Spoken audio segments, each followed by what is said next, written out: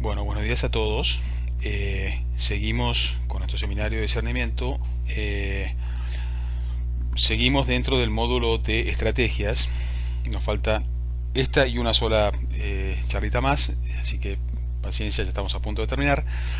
Y vamos a entrar dentro de poco en la segunda parte, que es toda la parte ética, etcétera. Pero bueno, dentro de la parte ética estamos viendo la parte internacional y siempre antes de definir una estrategia uno tiene que conocer el entorno, porque el entorno es lo que define la estrategia. Por esa razón primero estudiamos las diferencias culturales, porque las diferencias culturales son parte del entorno internacional y de alguna forma es importante conocerlas porque de eso depende de cuáles van a ser las estrategias. Y la economía internacional, que lo vamos a ver ahora, también es parte del entorno y de alguna forma esto determina qué estrategias van a ser factibles o no. Por ejemplo, en países que tienen una economía abierta o cerrada, eso lleva a buscar estrategias tipo exportación o producción en el mismo lugar o alianzas, etcétera, etcétera.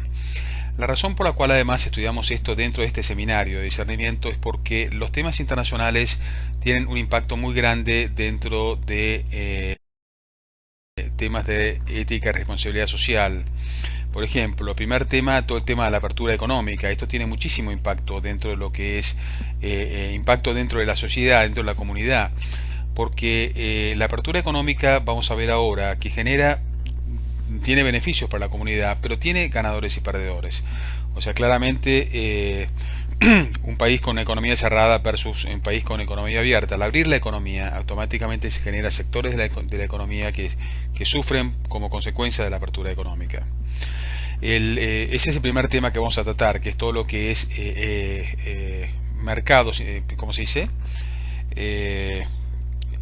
Comercio internacional. El segundo gran tema que vamos a ver es el tema de finanzas internacionales. Y ese tema hoy es importantísimo, tal vez el tema más importante de todo este seminario, porque en todas estas crisis internacionales que hemos vivido han generado realmente una situación muy seria de mucha gente, millones de personas que han perdido sus trabajos, han perdido sus casas, y es un tema que a medida que avanzan los años cada vez es mayor la profundidad de la crisis y ahora vamos a ver un poco por qué.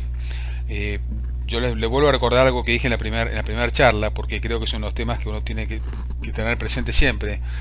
Hace unos 30 años, en 1980, había 10 trillones de dólares en fondos globales y 10 trillones de dólares por año del Producto Bruto Global. Hoy los fondos globales crecieron a 500 trillones y la economía, lo que produce la economía mundial es 50 trillones. Países como Estados Unidos producen 15 trillones contra fondos globales de 500. Los fondos globales se pueden concentrar y entrar en un solo país. Imagínense lo que es la distorsión que puede producir dentro de la economía. Esto lo hemos vivido en Argentina claramente, en la famosa crisis del 2002. De alguna forma, este fenómeno de la concentración de riqueza, el otro día salió un artículo en el diario que tal vez ustedes hayan leído, que 85 personas tienen exactamente la misma riqueza que todo el resto de la población mundial. Este fenómeno de concentración de riqueza permite que se produzcan estos fenómenos de grandes corridas especulativas o corridas sobre las monedas que, como bien sabemos los argentinos, hemos sido tal vez de lo que más nos hemos sufrido, produce tremendos desastres dentro de la economía. Papa Francisco constantemente se refiere a este tema de concentración de la riqueza y es un tema que vale la pena estudiarlo con herramientas concretas.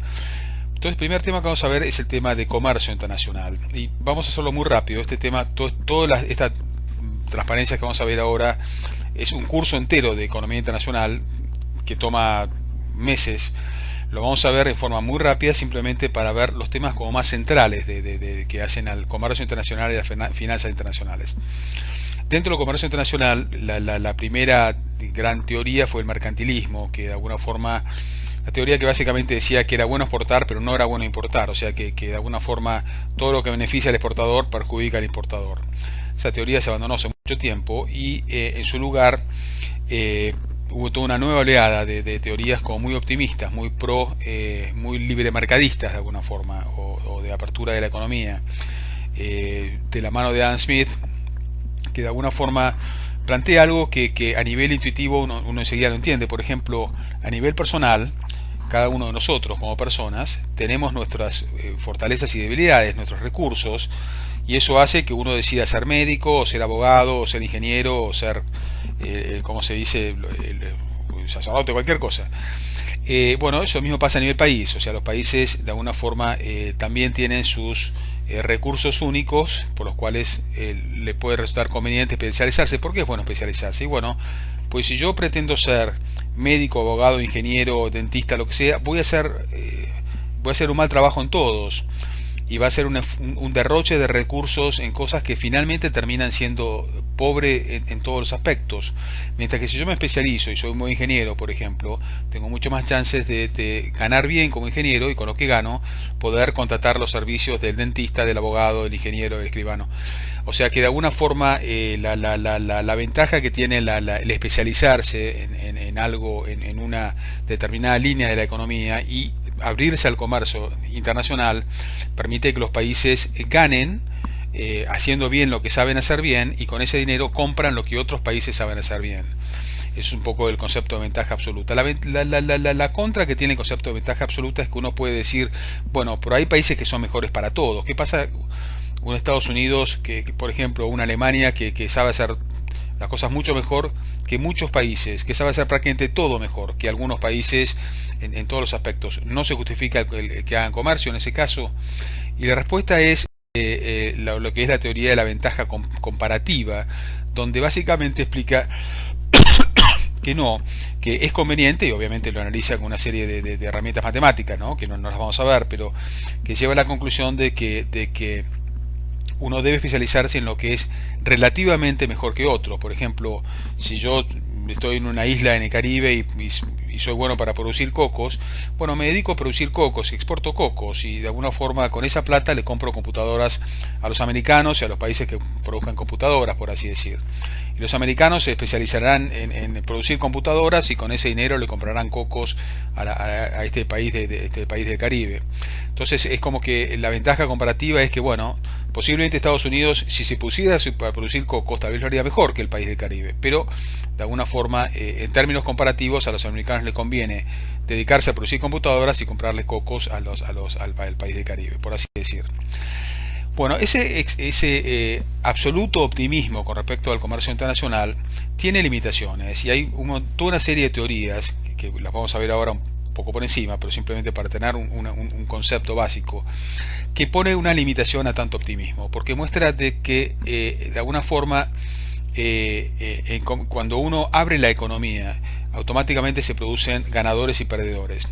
Estos dos modelos conocidos, el de Heckscher-Ohlin y el de los factores específicos, de alguna forma dicen cosas bastante similares en cuanto a sus conclusiones, y es que, para poner un ejemplo, supongamos que yo como país soy bueno en producir ropa, por ejemplo. Entonces, inicialmente el país es un país cerrado, no comercia con otros países, y un día decide empezar a comerciar. Entonces, el país es bueno en producir ropas porque tiene muchos recursos, o tiene mano de obra especializada en producir ropa, tiene, como se dice, grande producción de lana o de algodón. Entonces, con todos esos recursos que tiene, cuando se abre a la economía internacional y empieza a exportar, de alguna forma todo el sector manufacturero dedicado a la ropa va a crecer y va a requerir más insumos y más mano de obra, y eso va a hacer que aumenten los insumos. Entonces el precio de mano de obra va a subir en toda la economía por culpa del aumento de la exportación de ropa,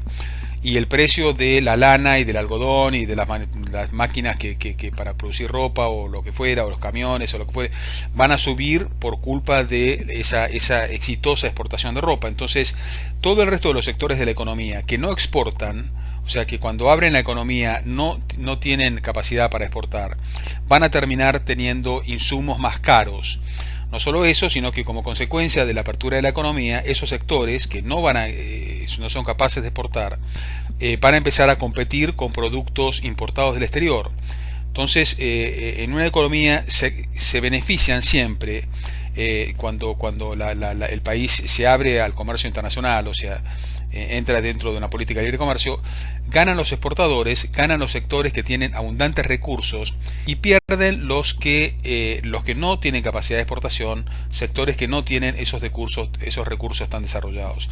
O sea que claramente existen ganadores y perdedores.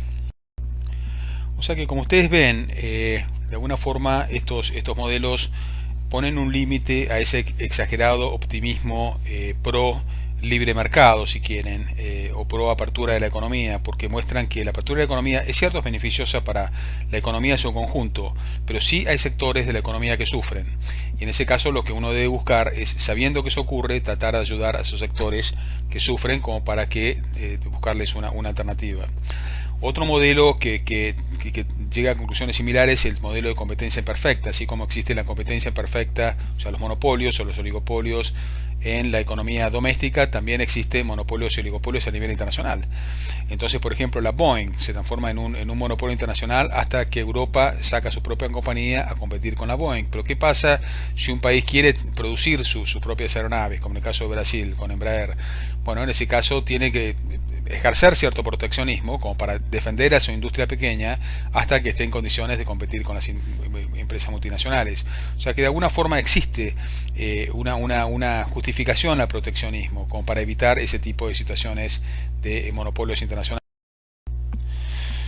Este es otro modelo que es el se llama de las externalidades, que de alguna forma cuando se genera una especie de lo que se llama un clúster o un consolidado de empresas alrededor de un negocio muy particular, por ejemplo el Silicon Valley para todo lo que es semiconductores o negocios vinculados con la nueva economía o lo que fuere. De alguna forma el hecho de estar en el Silicon Valley produce beneficios. Por ejemplo, hay universidades especializadas en los temas vinculados con el Silicon Valley, es fácil conseguir personal especializado, es fácil conseguir bancos que conozcan de alguna forma cómo financiar, venture funds, incubadoras, lo que fuere. Entonces, lo mismo con la industria bancaria en Nueva York, con entretenimiento en Hollywood, etcétera. Uno consigue actores en Hollywood, en Los Ángeles, que no los consigue en el resto del país. Entonces, eso lleva a justificar el proteccionismo, porque de alguna forma, si uno en el propio país quiere desarrollar alguna de estas industrias, los proveedores locales o los productores locales están en desventaja porque no tienen todos los recursos que tienen los que están en esos clústeres, si ustedes quieren. Una forma de visualizar claramente todo este concepto de ganadores y perdedores es un poco ver un poco qué pasa cuando uno aplica una tarifa. Una tarifa es una restricción al comercio internacional, si ustedes quieren. Entonces, por ejemplo, si uno tiene una economía cerrada, entonces esta es la curva de oferta, esta es la curva de demanda, y en una economía cerrada este sería el precio de equilibrio de alguna forma, y esta sería la cantidad que se produciría. Ahora bien, si uno abre la economía y acepta la importación, el precio va a pasar a ser el precio internacional, supuestamente es menor, con lo cual los consumidores pasan a consumir mucha mayor cantidad a mucho menor precio. Consumen 90 en lugar de 50 a un precio de 10 versus un precio de 50 que sería el precio en una economía cerrada. Pero los productores locales se perjudican, pues los productores locales van a terminar produciendo solamente 10 versus, ¿cómo se dice? Solamente 10 en lugar de producir 50 a un precio de 10 en lugar de precio de 50. Cuando uno, o sea que claramente con la apertura económica se benefician los consumidores, se perjudican los productores. Cuando uno pone una tarifa, la situación se revierte. Entonces los consumidores consumen menos cantidad, consumen 70 en lugar de 90, a un precio mayor, a 20 y pico, 25 sería, y los productores locales, o sea, el consumidor claramente se lo perjudica y los productores locales claramente se benefician, pues pasan a vender mayor cantidad a mayor precio. Lo mismo pasa si uno analiza cuando el gobierno impone subsidios o impone cualquier tipo de trabas, cuotas, lo que sea para lo que es comercio internacional.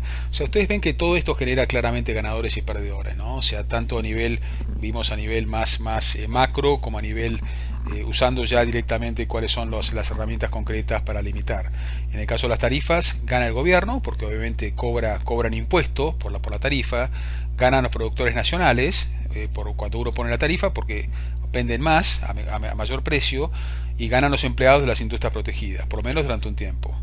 ¿Quién pierde? Los consumidores, que son los que pagan de alguna forma todo ese costo, pagan más precios y consumen menos cantidad, la economía que sigue siendo ineficiente y los empleados de las industrias protegidas que siguen siendo ineficientes. O O sea que ven que todo este tema del comercio internacional tiene sus aristas, ¿no? Favorables y desfavorables. Vamos a la segunda parte de este módulo de economía internacional, que son finanzas internacionales.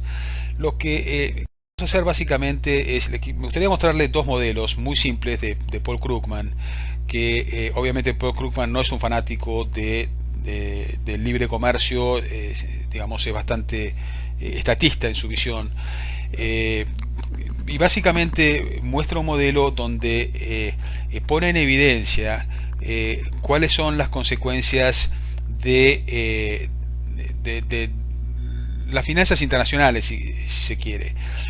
Fíjense lo que es este modelo. Básicamente vincula una serie de variables macroeconómicas, por ejemplo el tipo de cambio. Acá en este gráfico, la parte de arriba, lo que hace es vincula el tipo de cambio con lo que serían las tasas de interés doméstica, con las tasas de interés internacionales, con el producto bruto doméstico y con la oferta monetaria. Son todas las variables que de alguna forma están relacionando. Entonces, en épocas de bonanza, cuando el país impone un tipo de cambio fijo, lo hemos vivido en Argentina, así que lo conocemos perfectamente bien, amparado por de alguna forma la existencia de un tipo de cambio fijo, el país recibe flujos de capital internacional, flujos de fondos internacionales, y eso produce una expansión de la economía. Hay mayor inversión, mayor consumo, mayor crédito, y de alguna forma esa expansión de la economía va aparejada con un crecimiento de la oferta monetaria, si quieren. Ese crecimiento de la oferta monetaria trae aparejado un aumento de la inflación, y como bien sabemos los argentinos, como consecuencia de esa inflación se produce toda una serie de distorsiones, ¿no? O sea, empiezan a ser más baratos los productos importados, empiezan a encarecer los productos locales, empieza a caer la exportación, subir la importación, eso produce recesión, y eso produce todo un descalabro, como hemos vivido nosotros, donde la única forma de salir de esta ¿cómo se dice?, situación de expectativas en contra es justamente abandonar el tipo de cambio, porque se produce una contracción en la oferta monetaria, como bien lo conocemos los argentinos, que produce toda una debacle. Este segundo modelo también de Paul Krugman, de alguna forma es compatible con el otro, no es igual, pero lleva a conclusiones también muy interesantes. De alguna forma también plantea un tipo de cambio fijo, como el que tuvimos nosotros, o el del euro. El euro en el fondo es un sistema de cambio fijo, es como que cada país con su propia moneda vincula su moneda, que ya no existe más, pero vincula su moneda, si quieren, su economía, con una moneda virtual, de alguna forma, que como que todos, el dracma, la lira, el franco, el marco, la peseta, todos de alguna forma están ancladas a una moneda. Básicamente es un poco la lógica detrás del euro.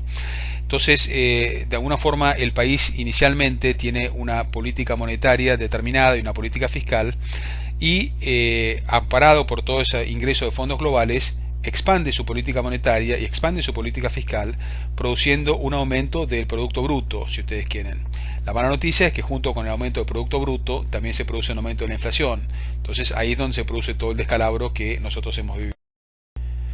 Bueno, su tarea para esta semana va a ser, en la plataforma le hemos puesto toda una serie de trabajos, artículos de los diarios, papers, como académicos, que básicamente discuten tanto el tema de libre comercio como el tema de las finanzas internacionales.